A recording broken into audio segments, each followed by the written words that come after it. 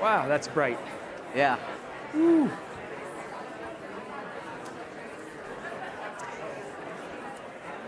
Okay, come on up, everyone. There's some seats up here as well, and we'll get started. Welcome, everyone. A couple of people. There's a seat here. Oh, we didn't get the monitor. Perfect. So let's get started.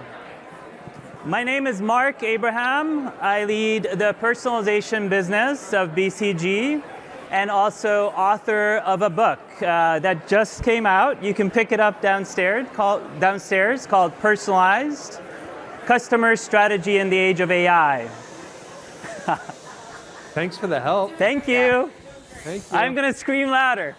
Personalized Customer Strategy in the Age of AI, which is the title of our talk and discussion here today as well. So great to be here. Great to have you here, Mark. Thanks for joining us. I'm Chris Monberg. I'm the CTO and head of product here at Zeta. And I'm Neej, Gore, Zeta's chief data officer.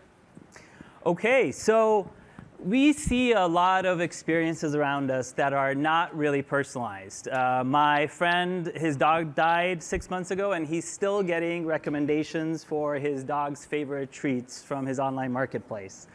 And I get all of those emails about buy another dishwasher when I just bought one. So you all see this around you, right? So today we're going to talk about why is this happening and what we as marketers and technologists can do about it. I'm going to share with you a few pieces of research that I've done, and that's detailed in my book.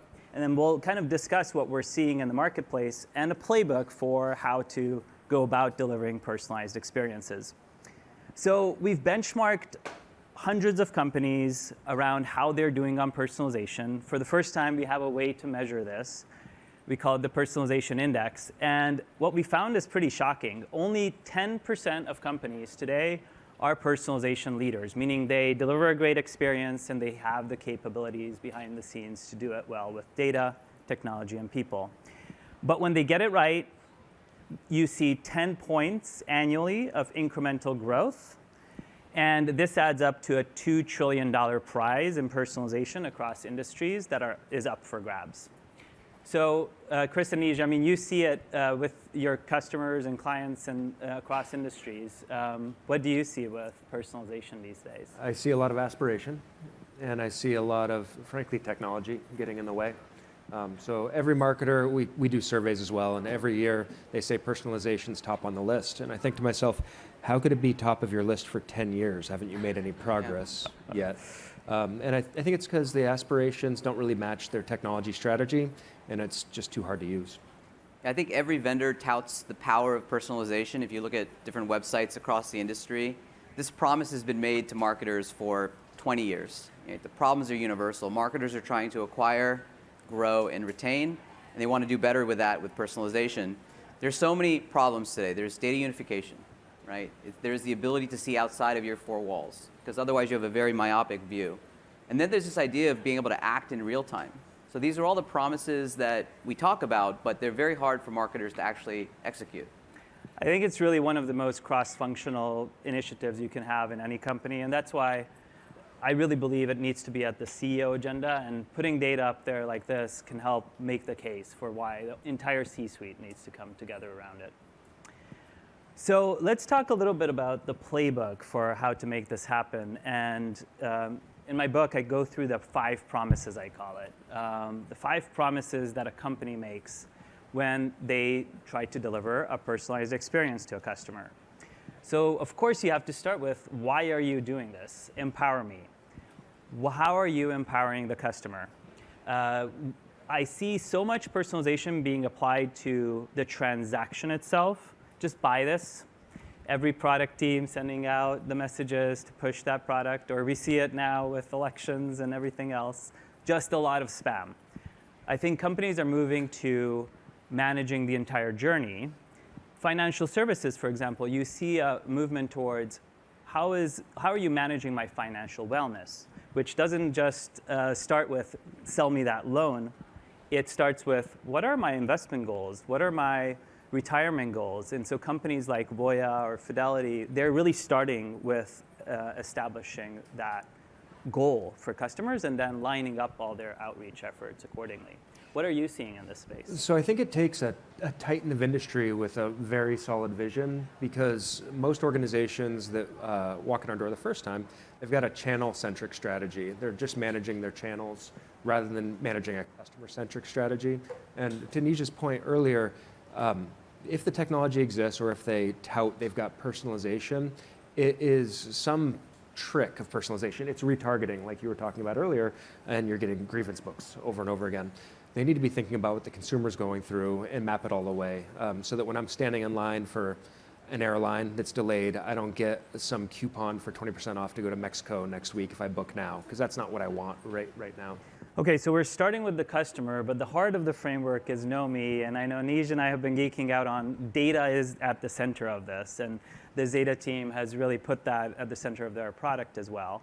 And we think about zero-party, first-party, second-party, and third-party data. So there's some things you can ask the customer, zero-party data. There's the data you have about the customer yourself through transaction, first-party data. But it's also bringing together that data from partners, second-party data, and data from outside sources, the third-party data, to really build as full a picture of the customer as you can. And we're seeing, especially in industries where you don't have the frequency of transaction, take auto, for example. Only 7% of US customers are in the market for a car in any given year, but yet a lot of auto OEMs are spending lots on TV mass advertising. Well, how can they use that first-party, zero-party, and third-party data to really pinpoint their efforts more Yeah, I'll start. I mean, I think, again, who here thinks cookies are going away?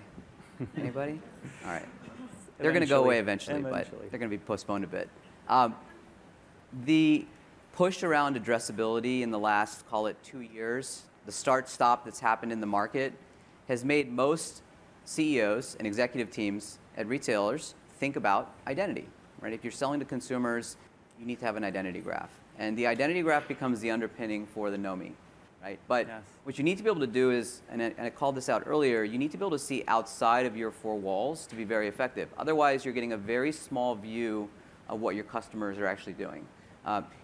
You may not be able to discover within your four walls that a customer is price sensitive, but if you're working with the right stack and you can actually integrate those kinds of signals in, then you can deliver a better offer, right, in the right time. So it's those kinds of things that are going to drive, personalization and really make the messaging more personal in the long term. The other facet of that is there's identity and there's identifiers, and so much of the industry today is built on chasing identifiers. So you get a strategy, I'm going to go after people that are in market for a car and they look like X, Y, and Z. Then you have to go find an identity onboarder that tries to slap some identifier for a channel on them.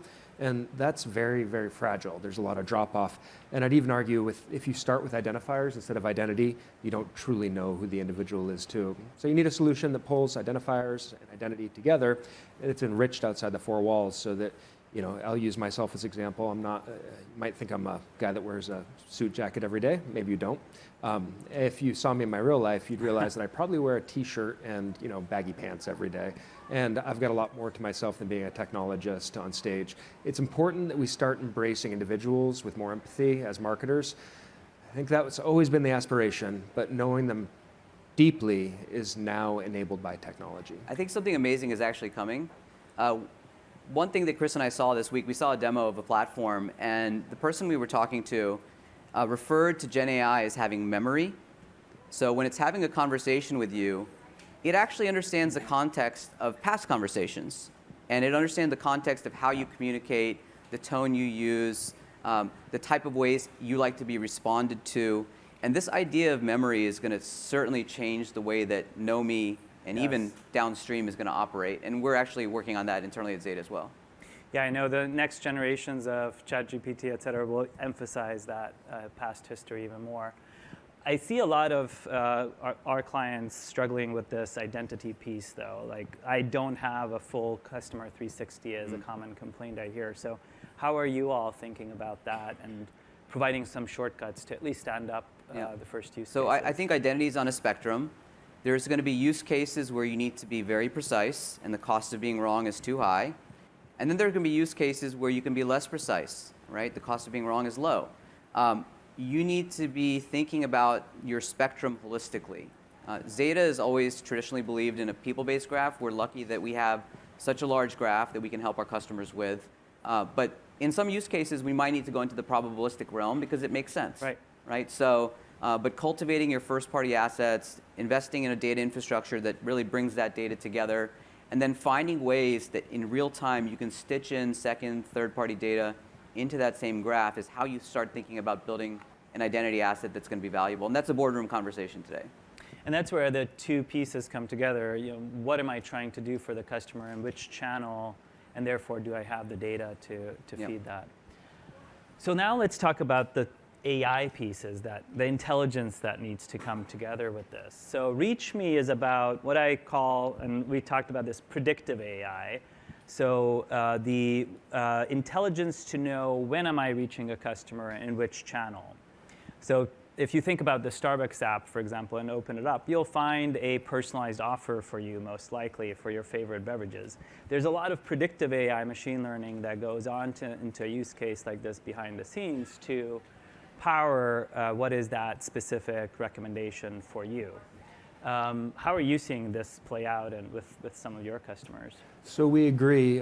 So we think about predictive AI being a whole collection of optimization algorithms. They help you get to the best time or the best drink. And then there's generative AI that helps you create new content. Those worlds haven't come together very well in the industry right now.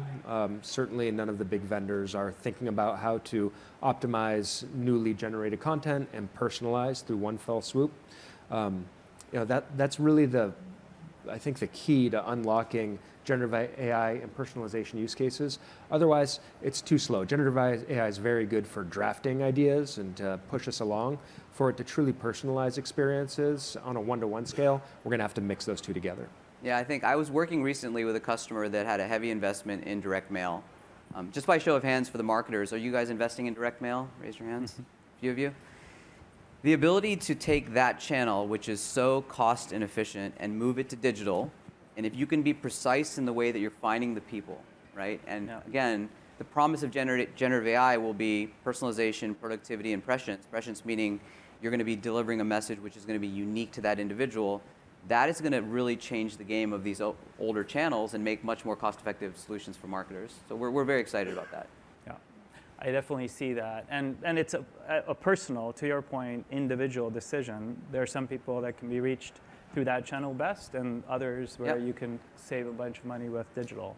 So that brings us to the show me, which is all the content, and you already started talking about this, that needs to come together. And this is the realm where generative AI is changing things. So we just did a CMO survey this year, a few months ago, and the use case that CMOs said 70% of them they're already scaling in the early part of content development with Gen AI and seeing efficiencies. One of the pharma companies we worked with that's direct to consumer, for example, they're creating 10x the content at 60% of the cost of their previous process. And it's a highly regulated industry. So they're having to as much think about process optimization, how do approvals happen in a modular way, pre-approvals, QA processes happen differently in a world where Gen AI is at least generating the upfront content. I would say where the next evolution needs to be, and this was the other key learning from the survey, is the automation of delivery is still not there because most companies have not combined generative AI with predictive AI yet.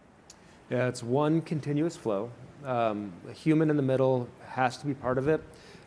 Where there's opportunity is generate ideas, have a human in the middle to help vet them, and I'll go back to the optimization problem again. Yes. You need to close the loop with, frankly, predictive AI techniques. At Zeta, we think a lot about generating ideas for our customers, intelligence for our customers. The next step in that track is to forecast how well that creative or that intelligence is going to perform. We take a carbon copy of that. And I think it's important that all companies are taking a carbon copy of their forecasts and comparing it against actuals at the end. Because when the forecast and the actuals for this generative content, when that gap gets very small, then as marketers, we have trust in the systems, and we'll be willing to give more and more value to it and more process to it, which frees us up to focus on other things that are fulfilling customer expectations. I think the biggest limitation today in Show Me is consistency in the output. So if you're in a regulated industry, or even if you're not in a regulated industry, you want to actually be able to know what is being created, why it's created, be able to explain it, and have it be created multiple times in the same way. We're working on that a lot at Zeta. I think the promise of generative AI is to create these one-to-one conversations, but also within that lane, make sure there's structure to them, there's consistency to them, and there's some level of predictability. And that's a really important piece that is still not there yet. Yeah. Which brings us to closing the circle with Delight Me, which is all about how do you make your next experience better based on the last interaction. So this is where the people and the process really come into it. How quickly are you running those experiments? How many experiments are you running at one time? How fast are you learning? And then turning around and making it the next experience better. And that's where I think cutting the time from the 12 to 16-week typical campaign process to just days is possible, but it requires as much operating model process work as leveraging the technologies and the tools. Yeah, I think this is the subtler side of marketing. I've spoken about optimization. Over-optimizing to please somebody is probably just going to annoy them. As a lot of us got into marketing because there is an empathetic part of us, a creative part of us. We want to get to know individuals. And this is where generative AI can actually bring in some of the softer side of marketing and help us slide into somebody's customer experience in a gentler way, which is what I think sometimes individuals need. The experience that I've had in real life is walking into like a Walmart. They used to have greeters. They're like, "Hi, welcome to Walmart." I'm like, "Oh gosh, I just need to find the Cheetos." Versus walking into a high-end retailer, and they'll casually observe you, and they'll look at your gait and your watch and your shoes and your belt and how fast you're going to jeans or just walking around. We need to have technology that emulates that type of observation and then be smart enough. It's the memory that Neej was talking about, that when we do engage with them, we're doing it with the right tone, the right immediacy, and the right action. And I would add to that I like this expression, AI will solve all your problems, AI will only let you down. And because it's not always the case that every problem needs to be solved through AI. There's a lot of use cases that can be solved through workflow, automation, that just aren't being done well today. On the AI side, I think, Chris and I have been working together for like 11 years now, through multiple companies. And I remember one of the first conversations I had with Chris, and he said, you know what, like there's no one silver bullet model, right, an AI model. You have to let the models compete. You got to see who's going to win and who's going to lose, and it might change today, tomorrow, the next day. So you need to have infrastructure that supports that type of approach. That's the experimentation approach that we think about at Zeta, Yes. right? And so there's lots of LLM models out there today, and they're going to be different use cases that they support, and some will be better on some days and worse on other days. And so you need to give and provide that kind of utility to the stack to be able to execute against that behind the scenes. And both of you hit on this theme of the human and AI working together. So what are the guardrails, brand guardrails, the overall rules that I put around the AI to optimize in? So that is the theme of bringing it all together. I think we're just at time. So stop by downstairs. You can pick up a copy of my book, Personalized. I'll be there to sign it over lunch or in the break as well. Would love to connect and discuss in the break and over lunch as well. Thanks so much. Thanks, Mark. Really appreciate it. Thank all of you. Thank you.